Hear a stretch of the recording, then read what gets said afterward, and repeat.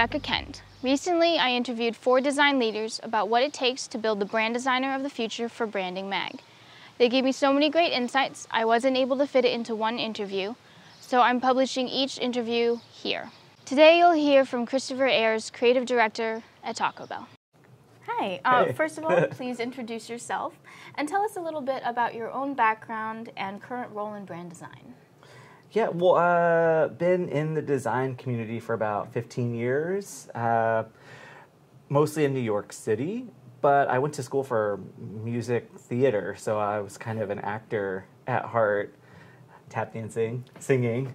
And then when I got to New York, I was really intrigued by the publishing industry. I had a few friends there and just kind of got sucked in because I thought that passion was a little bit more interesting to me. The visual part of it, sure, but also the psychology of how to make ads, make people feel, that kind of thing. So really, from there, I got kind of involved in the ad agency world as a designer and then kind of just rose through the ranks in that case. Worked on a lot of really, really cool brands like Nike and Crayola was really fun, JetBlue, and beyond just advertising agency world in general, I just always had kind of like a fascination with aesthetics or almost a OCD, like, kind of want to make things beautiful or pretty.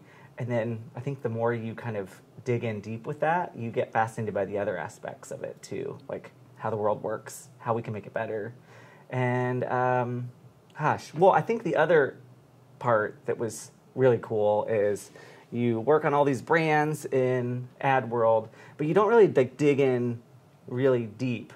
And so there was this fitness company called Barry's Bootcamp that I had become obsessed with. So I kind of did a rebrand of them just on my nights and weekends, just kind of as a hobby. And I found that I was, a moth to the flame. Like I was like, no, I want to do this now. And so I left my job and rebranded them, was their creative director for a couple years. And when Taco Bell kind of came in knocking, again, it was something that I thought was a really cool opportunity.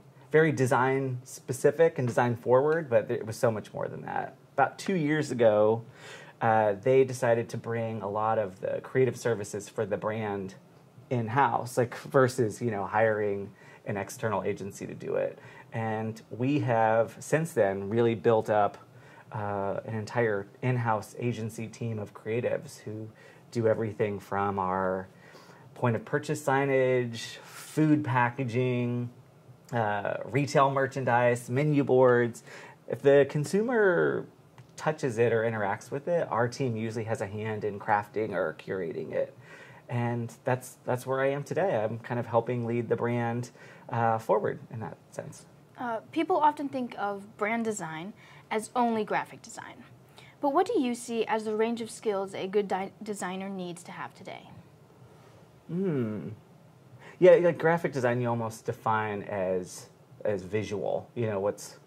What's right in front of you that you can see, and it's way more than that. I think it's a big part of it, but there's a psychology to it too.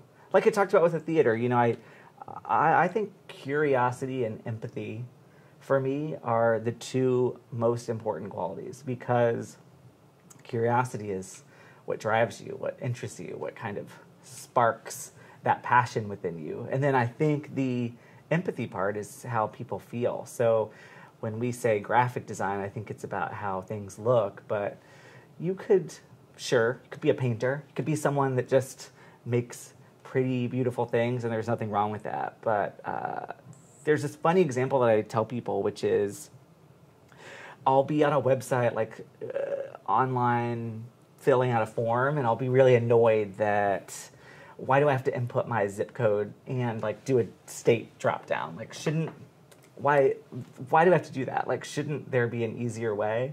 And that's such a weird little mundane fact. But I think if your brain's thinking about those things, maybe UX or UI is kind of in the cards for you. So I think to answer your question, I think you have to follow your passion, but as long as you're curious and you have that that drive to understand how people feel, it makes you like a really good interdisciplinary designer.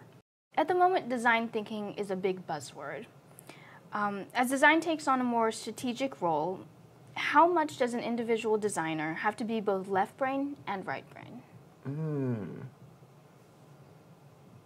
That's a good question. I think it's somewhat related to that last one where I talked about curiosity and empathy, because I think they are not the typical bullet points you get if you were to say a designer needs to be this. But I guess I feel like designers are problem solvers, not, just merely artists or strategists, which is the whole like right brain, left brain conundrum. So again, I think if you have passion for visual things, like if you walk around and you want to make beautiful objects and craft things, then you could be an artist, and that's fine. You don't think you have to be really good at UI or experience design or strategic thinking. But I think if you have that part of your brain that's intrigued by that combination is wonderful. But I think it's about problem solving. So if you are trying to solve a problem and you only know one side of the equation, or you only know how to speak part of that language, I don't think that you can do that like to the best of your abilities. You know what I mean? Mm-hmm. So I feel like, to answer your question, I think that the tug of war between right brain, left brain is kind of every person's individual struggle. You have to figure out like what you want to do. Mm-hmm. But I think at the end of the day, design is problem solving, and you need to be aware of what's happening and what the trends are of the time, and I think that's what helps figure out who you are as a designer.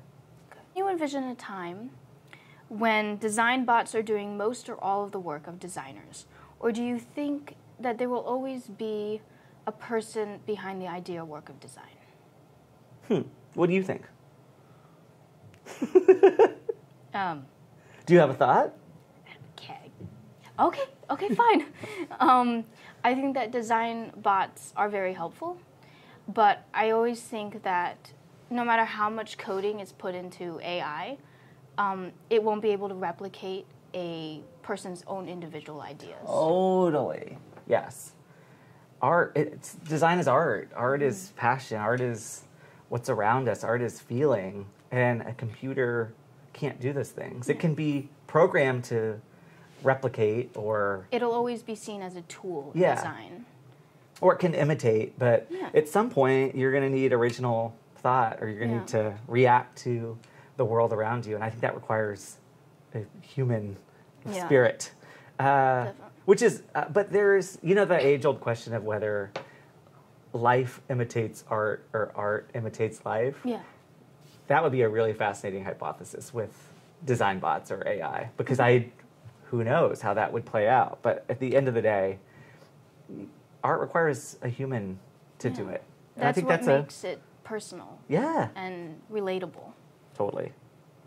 And but I think the idea of coding or artificial intelligence, I think those will continue to rise in prominence as far as intensive tasks. Mm-hmm. So I think it will always be there to assist us, but I don't think it can take the driver's seat ever. No. What advice would you give to young designers in terms of mindset and skill set they are going to need to succeed in the future of design? I think you should always say yes to things, opportunities. There are things in my life where I thought in the back of my head, that's not the path I want to go on. That's not like what my vision for what I want to be as a designer, as a creative person. But I just took a chance or a leap of faith, and that opened up a door, or I met someone who was a connection to a different thing. So I think that's really good advice to a young designer, is just to be open to opportunities and see where it goes. Tina Fey once said, like, just say yes and figure it out later. And I think that's good advice. Before we wrap up the interview, do you feel like there is anything else to add for future designers to know? Yes. I had a mentor once, an old creative director, and I came to him and it was a private conference room, and I was bright-eyed and bushy-tailed, and I looked at him and was like, how can I be great? Like, give me that advice for how to be an amazing designer. And he took a beat, and he looked at me, and he said, don't fuck up. And you know what? Years later, it's still the best advice I've ever been given. Nice. Don't fuck up.